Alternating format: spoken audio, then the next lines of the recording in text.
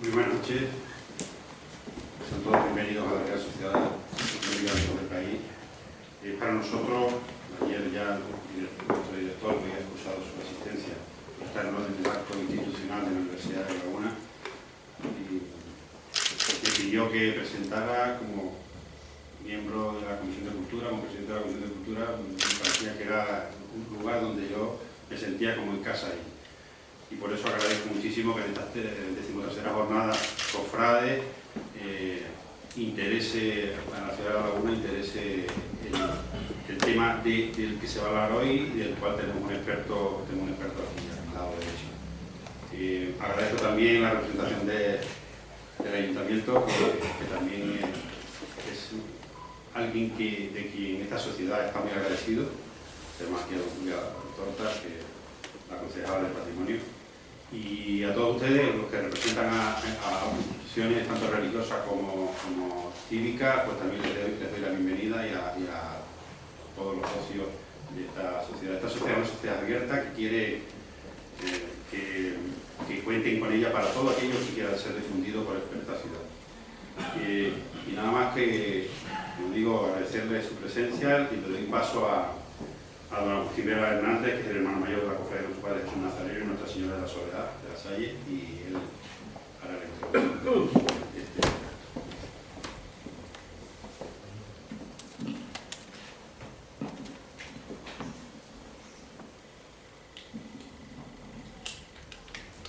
Buenas noches.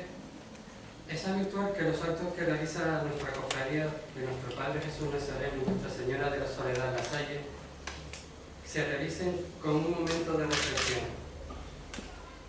Hoy la reflexión de este miércoles de la tercera semana de Cuaresma, el Evangelio de Mateo nos dice un significado muy claro, que dice: no podemos quedarnos en las normas y en los ritos, sin avanzar hacia los valores del reino de Dios.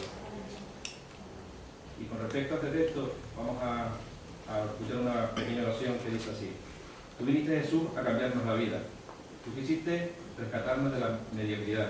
Tú pretendes romper nuestra rutina. Tú nos liberas del vivir sin sentido. Queremos asimilar tu espíritu. Deseamos romper con las ataduras grises. Necesitamos novedad y ternura. Nos hace falta tú para ser más valientes.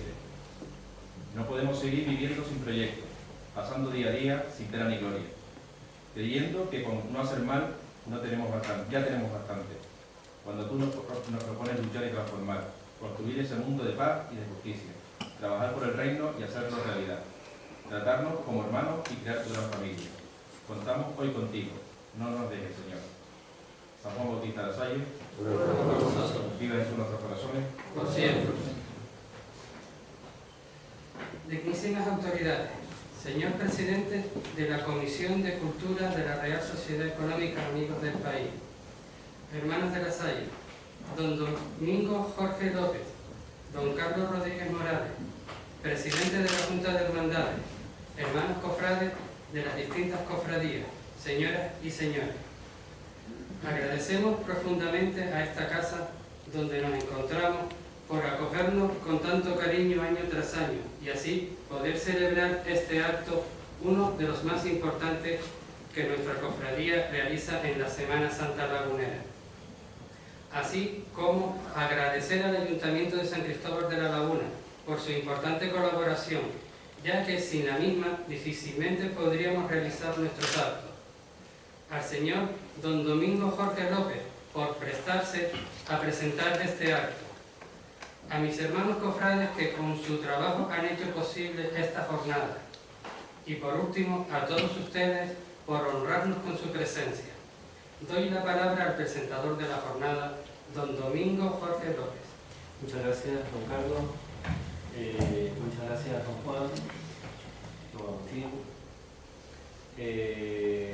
Muchas gracias, amigos y querido público, por estar aquí hoy. Realmente, cuando me enviaron el correo electrónico para presentar esta jornada de la cofradía,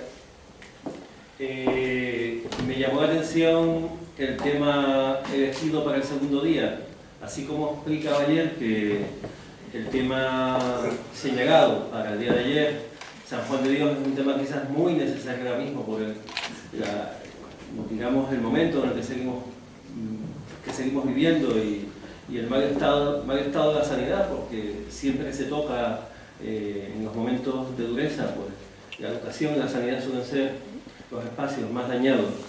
Me llamó la atención ciertamente seleccionar el tema de la Iglesia de los Remedios, de la Parroquia de los Remedios, para que un especialista como es don Carlos Rodríguez tratase el tema. ¿Por qué me llama la atención?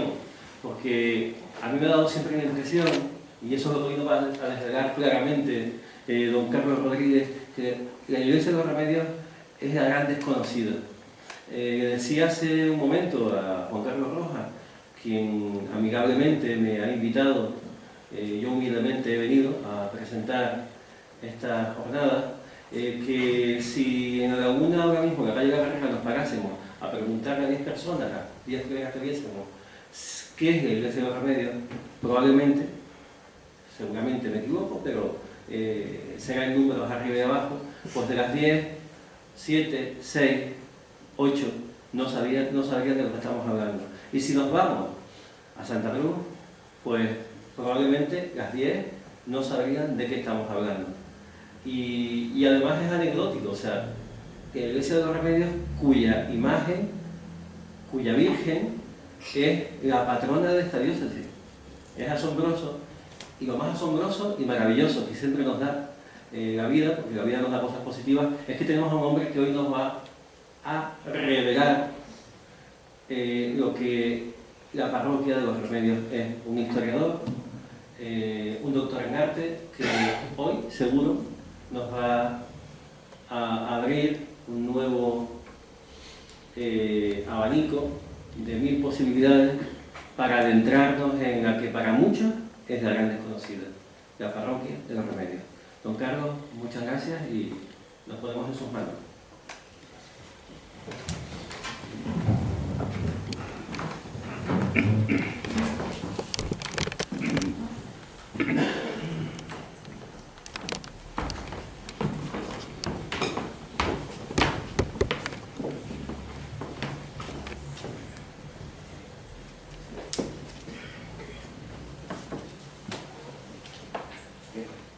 Buenas tardes a todos.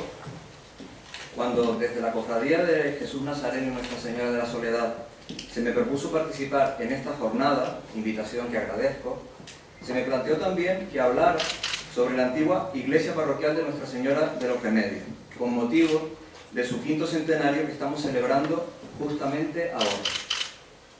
La idea me resultó atractiva porque es uno de los temas sobre los que comencé a investigar y he seguido trabajando casi de continuo, animado sobre todo por una circunstancia que paso a exponerles.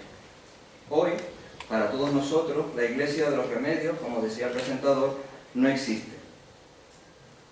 Existe la catedral con su fachada neoclásica de comienzos del siglo XIX y con un interior neogótico construido hace poco más de un siglo y parcialmente reconstruido, como sabemos, durante los últimos años. Es decir, arquitectónicamente no queda nada de aquel primitivo edificio que estuvo en pie durante 4 siglos, y tampoco su condición catedralicia, adquirida en 1819, remite a su inicial rango como parroquia, la segunda que tuvo la ciudad, creada en 1515. Precisamente, que la propia historia, con sus reformas y con sus reconstrucciones, nos haya privado de conocer, por así decirlo, la prehistoria de la catedral, lo que fue antes de convertirse en el templo principal de la nueva diócesis de San Cristóbal de la Laguna, fue un primer estímulo para indagar sobre ella y para tratar de conocer algo más de lo que se conocía hasta hace algunos años. El reto era, y de alguna manera sigue siendo, mayor cuanto más retrocedemos en el tiempo.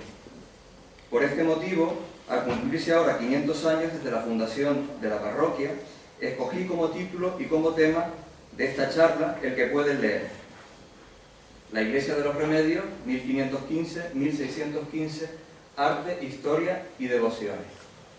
Es decir, les propongo trasladarnos al primer siglo, no solo al primer siglo de historia de aquella parroquia. Mi propósito es llamar la atención sobre un templo que fue fundamental en la historia de la laguna, situado en su centro mismo, en el riñón del pueblo, dice expresivamente un documento de 1521, analizar las circunstancias de su creación, tratar de reconstruir su aspecto arquitectónico y detenerlos en piezas que se conservan incorporadas a su patrimonio durante aquella primera centuria. Algunas de ellas, además, son, sin duda, de las más valiosas e interesantes de ese legado artístico y religioso heredado siglos después por la catedral, como se ha encargado de recordar una exposición clausurada hace apenas unos días en el antiguo convento de San Agustín. Lo que pretendo, someramente, y espero además no entenderme, es darles a conocer al menos algo que no conozcan o en lo que no habían reparado, y que esto además les sirva para valorar lo que por fortuna sí se ha conservado y todavía podemos disfrutar. Una idea en la que me gusta insistir y que de alguna manera aparecerá a lo largo de la conferencia es que el patrimonio religioso, al margen de su titularidad formal, es un patrimonio de todo, que ha sido formado mediante contribuciones, casi podría decirse que de la sociedad entera, y no exclusivamente ni mucho menos del clero. En el patrimonio religioso, de alguna forma, está escrita la historia de la sociedad local, del poder religioso y del poder civil, naturalmente, pero también de los mercaderes, de los artesanos, de los gremios, de los ricos, de los pobres. Viajemos un poco en el tiempo y situémonos, aunque este plano es un poco posterior, en la entonces Villa de San Cristóbal, todavía entonces no tenía título de ciudad, a comienzos de 1515, por estos mismos días primeros de marzo. Existía desde la fundación de la ciudad, en 1496, una sola iglesia parroquial, la de la Concepción, inicialmente levantada en la villa de arriba, en el núcleo original de la población. Todos lo conocerán, pero el mapa igual está al revés de lo que solemos plantearlo, ¿no? Aquí está la zona antigua, el entorno de la iglesia de la Concepción, la plaza del Adelantado, y aquí, donde luego se situó los remeros. En el año 1515, el poblamiento inicial, que como digo, fue en esta zona de la villa de arriba, se replanteó y se propició que el vecindario creciera hacia el sur, hacia la zona más llana y amplia, en la que las nuevas calles se dispusieron con regularidad. El centro de poder se situó en la Plaza del Adelantado, donde éste edificó su vivienda y donde todavía hoy permanece la casa consistorial, sede entonces del único cabildo o ayuntamiento de la isla. Este espacio, digamos, adaptado a las dimensiones y al contexto de aquel momento, quedaba alejado de la iglesia de la Concepción, que además inicialmente no estaba donde hoy, sino digamos más hacia San Benito, más o menos por donde está hoy la calle de la Cordera. Y en 1511 fue edificada de nuevo en el lugar donde hoy está, acercándose de alguna forma, aunque poco, a la zona que comenzaba a urbanizarse. En este documento, las constituciones sinodales del obispo Fernando Vázquez de Arce se da cuenta de la creación de la nueva parroquia, de una nueva parroquia, la de Nuestra Señora de los Remedios, y se justifica de esta forma. Dice el obispo: la dicha villa ha crecido y de cada día crece en número de más de 500 vecinos, los cuales han labrado casas y poblado tan lejos de la dicha iglesia de la Concepción que con mucha dificultad el trabajo de los vecinos en invierno de polvos en verano, van a la dicha iglesia a oír misa y recibir los santos sacramentos. Por ende, de acuerdo al pedimiento del cabildo de la dicha villa de San Cristóbal, nos elegimos y de nuevo creamos en parroquia e iglesia baptismal la iglesia de Santa María de los Remedios en medio de la población de la dicha villa. Otra vez la idea también de su ubicación en el centro.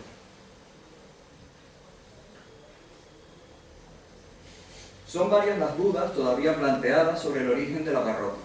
No sabemos desde cuándo existía una iglesia o ermita dedicada a la Virgen de los Remedios, tampoco quién o quiénes propiciaron su fábrica y escogieron su título, tampoco sabemos si la opción preferente del Cabildo, hemos visto en la cita que la iniciativa es del Cabildo, del Ayuntamiento, no sabemos si su idea inicial era que la laguna tuviera una sola parroquia, como sucedió en el resto de poblaciones canarias, y que la iglesia de la Concepción, al mudarse, por así decirlo, esto que dije que sucedió en 1511, lo hiciera a una zona más cercana al centro. En este supuesto, es algo que no sabemos todavía, la negativa de los vecinos de la Concepción, que decidieron mantenerla aunque más cerca del nuevo núcleo, en el mismo entorno, en uno de los extremos de la vieja ciudad, pudo haber propiciado la construcción de este nuevo templo de los Remedios y poco después, en 1515, que fuera creada parroquia. De alguna forma, si esto es así, aquí radicaría la famosa pugna entre la villa de arriba y la villa de abajo, que de alguna manera se mantiene todavía hoy. Como recuerdo de aquellos primeros años, la catedral conserva, heredada de la parroquia, este copón con las armas del obispo Vázquez de Arce, que probablemente él donó a la parroquia que había creado. Es una de las piezas más antiguas, si no la más antigua, del patrimonio catedralicio y es un testimonio tangible de su origen. Por cierto, una curiosidad, pero bueno, este obispo Fernando Vázquez de Arce era hermano de Martín Vázquez de Arce, que es el famoso doncel de Sigüenza, que es la ciudad en la que ambos nacieron. No parece que la idea inicial fuera levantar un templo de cierta entidad donde hoy está la Catedral de la Laguna. Debieron expropiarse, de hecho, solares de propietarios privados para que la pequeña capilla preexistente se transformara en un edificio mayor, lo cual revela que o un plan mal ejecutado o una falta de previsión, que se cambió de plan. Bueno, los dibujos lo hice yo, no sirven sino para que se hagan una idea. Lo que existía en 1515 es una capilla que no sabemos desde cuándo existía. Una capilla sencilla de una sola nave, una ermita como tantas que existen en la isla. Cuando se crea la parroquia en 1515, poco después, y consta, existe el contrato notarial, se contrata con un cantero portugués que fabrique una capilla mayor adosada a esa capilla que existía. Luego, esa capilla mayor funcionó como iglesia, se derribó lo que había y se edificó de nuevo, pero se mantuvo esta idea de una sola nave con una capilla mayor más desarrollada, como es habitual en los templos canarios, de una sola nave. Y ya sería a mediados de siglo, pero esto todavía no está documentado, pero por indicios sí, esa estructura que existía de una nave con una capilla mayor, con mayor desarrollo, se amplió a una iglesia de 3 naves, más o menos, por hacernos una idea, digamos, con el sistema de arcadas como el que tiene la iglesia de la Concepción, que también su interior es de estos años centrales del siglo XVI. Esta es la evolución o el desarrollo durante el siglo XVI de la iglesia de los Remedios. Después ya sería a principios del XVII cuando a los dos lados de la capilla mayor se hacen las capillas colaterales, digamos ya completándose una iglesia con 3 naves, capilla mayor y las 2 capillas colaterales a la mayor. Lamentablemente, nada queda de aquella primera arquitectura que, transformada a lo largo de los siglos, fue finalmente demolida a comienzos del siglo XX para edificar el interior de la catedral que hoy conocemos, el interior neogótico. Y es realmente sorprendente que una cosa que pasó hace apenas un siglo, pues que no tengamos o no conozcamos hoy todavía un dibujo de la antigua fachada de la iglesia, o bueno, apenas hay, bueno, justamente aquí en la Económica aquí mismo está un lateral, pero es un simple muro con unas ventanas, no nos permite hacernos una idea. No hay apenas testimonios gráficos de cómo era esa antigua iglesia, que fue creciendo con el tiempo. Yo me voy a quedar en 1615, pero que creció más. Después se fabricaron capillas adosadas a esas 2 naves laterales, al final tuvo como 5 capillas, ¿no? 5 naves. Lo que sí tenemos son algunas fotos realizadas justamente a principios del siglo XX con motivo de cuando se empezó a demoler ese edificio, que además estructuralmente dio muchos problemas, justamente por haberse construido poquito a poco, digamos, estructuralmente dio muchos problemas a lo largo de los siglos, y por eso al final se descartó más de la vertiente, entre otras razones, ¿no? Estos son testimonios de cómo era esa antigua iglesia de los Remedios, fruto de ese crecimiento a lo largo del tiempo.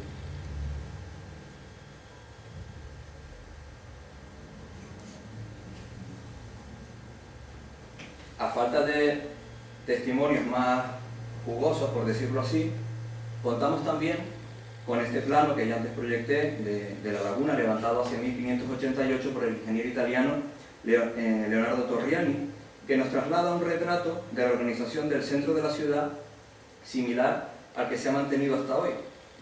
Digamos, aunque ya los conventos están cerrados, pero tenemos las 2 iglesias parroquiales, una perfectamente se ve aquí en el centro de la población, la iglesia de la Concepción más retirada, los 3 conventos, Santo Domingo, San Francisco, San Agustín, y los dos conventos de monjas. Ya existía entonces el de las Claras, que aquí está, y luego en 1611 se fundaría el de las Catalinas, que está ahora aquí. En este momento lo que estaban eran las casas del adelantado. Saben que el monasterio de Santa Catalina se levantó sobre las casas del adelantado. De acuerdo a las constituciones sinodales del obispo Arce, la ciudad quedaba dividida en dos parroquias, feligresías o collaciones, cuya línea divisoria la marcaba, y volviendo al documento en el que, digamos, este acta de nacimiento de la Iglesia de los Remedios, nos marca cuál es el límite entre esas dos parroquias, porque dice el obispo que la calle más cercana a la dicha iglesia de Santa María de los Remedios, que atraviesa toda la dicha villa, sea raya el límite entre las dichas parroquias, con tanto que los vecinos y moradores de toda la dicha calle, de largo a largo, que tienen las puertas al nacimiento del sol, sean parroquianos de la dicha iglesia de Nuestra Señora de los Remedios. Es decir que, están viendo, las actuales calles de San Juan y de Juan de Vera dividían las dos parroquias, las dos collaciones y las dos villas, la villa de arriba y la villa de abajo de San Cristóbal de la Laguna. Y por aprovechar para citarlo, porque como no lo puedo citar, pues por ese motivo, por ejemplo, José de Ancheta fue bautizado en la Iglesia de los Remedios, porque él nació, aunque está ya superado, se sabe que no, en la Plaza del Adelantado. Esa casa la compró su padre después de haber nacido él. Se supone que nació en la calle Viana. Hay un indicio que aquí no lo veo bien, como me parece que está en la calle Viana, pues él nació en la calle Viana, por lo cual pertenecía a la parroquia de los Remedios, por eso fue bautizado en la parroquia de los Remedios. Quedémonos con el plano de Torriani y veamos el entorno de la iglesia de los Remedios, que la ven ahí señalada con una A. En la zona delantera y a ambos lados se aprecia el espacio libre, no construido, que corresponde a la plaza. Sustancialmente, esta configuración permanece en la actualidad, pero no, y les llamará la atención, dos pequeñas calles que ya no existen, una en la zona trasera del templo, esta, y otra que desde esa calle, digamos, salía a la plaza. Ambas fueron, por así decirlo, engullidas por el propio crecimiento del templo, que ahí todavía estamos en ese momento en pleno siglo XVI, la iglesia creció más. Al fundarse capillas, lo que les decía antes, adosadas a las naves laterales, estas fueron ocupando en parte esos espacios libres. Y acabaron lindando con las casas, las nuevas capillas. De hecho, en una de esas casas cercanas a la parroquia, se recluyeron algunas mujeres a finales del siglo XVI en un beaterio, viviendo enclaustradas como monjas, sin serlo. Para recibir la comunión y poder participar de los cultos, desde esa casa se abrió una ventana a la que se puso una reja que daba a la capilla mayor de los Remedios, y por ahí, por decirlo así, como una especie de pequeño coro, ellas participaban de la liturgia desde su casa, con una ventana abierta hacia la iglesia. Y por esas mujeres, denominadas emparedadas, porque vivían emparedadas, el callejón trasero, que desapareció ya en el siglo XVIII, el otro debió desaparecer antes, este sí consta que fue a mediados del siglo XVIII, fue conocido como el callejón del emparedamiento, el callejón de las emparedadas, y era, en palabras del regidor Ancheta, el callejón literalmente más puerco de la laguna. Tenía que ser una cosa muy estrecha y ahí un poco sórdida incluso, porque ahí también en la biografía de la sierva también dice que hubo un intento como de secuestro cuando ella vino a la laguna y era pequeña, y digamos el pacto donde se intentó secuestrar fue en ese callejón, que tenía que ser así como, a pesar de estar en el centro, como bastante retirado. Inicialmente, en el lado sur y junto a la capilla mayor, por esta zona de aquí, la zona que da hacia la calle Carrera, estuvo el primer campanario. No llegó a ser una torre, sino pues simplemente una estructura de donde colgar la campana y también un reloj.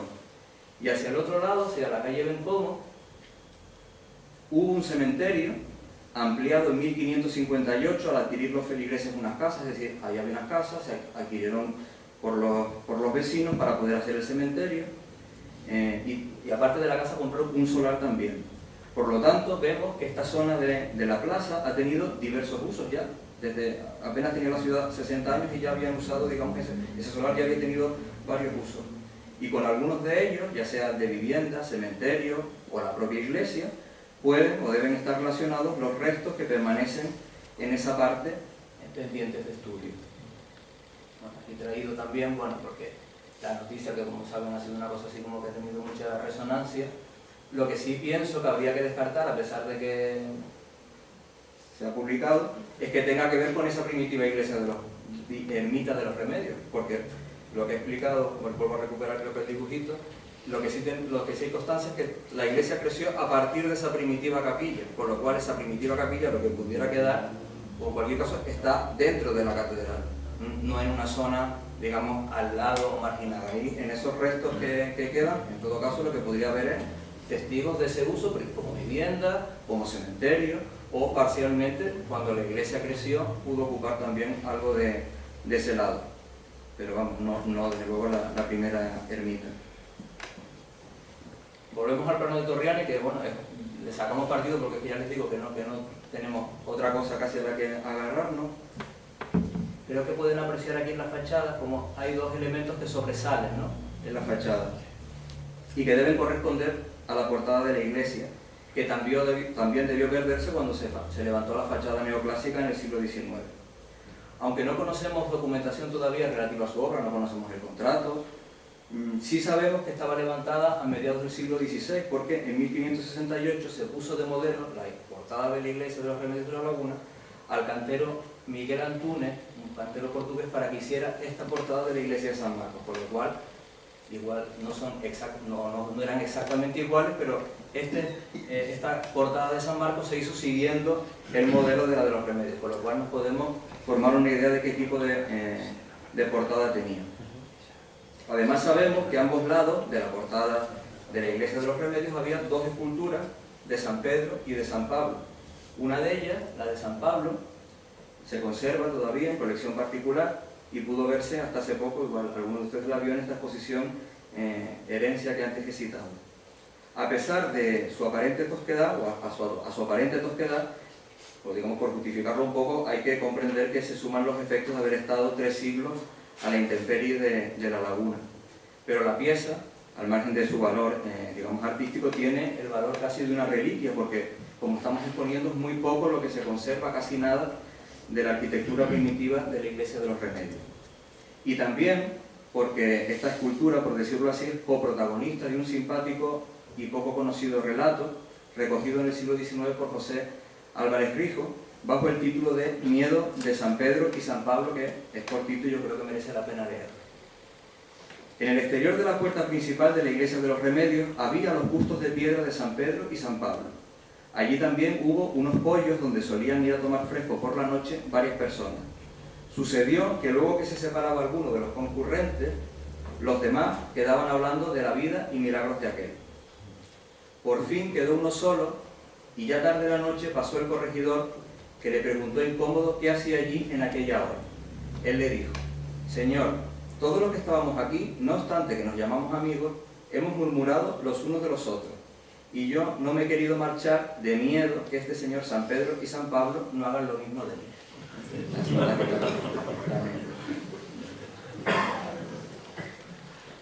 Poco a poco el edificio fue dotándose de obras de arte, esculturas, pinturas, retablos, piezas textiles, de platería, que cumplían funciones litúrgicas y devocionales. La capilla mayor quedaba separada del resto del templo mediante una reja de madera. Allí estaban la Virgen de los Remedios en un sencillo altar, seguramente en una hornacina de cantería embutida en la pared. Vamos a detenernos en esta escultura, patrona de la parroquia, como se ha dicho también, aunque esto se desconoce o bueno, no se le da mayor valor, también desde 1819 patrona de la diócesis. La iglesia de los Remedios fue elevada a parroquia y su titular pasó a ser la patrona de la diócesis.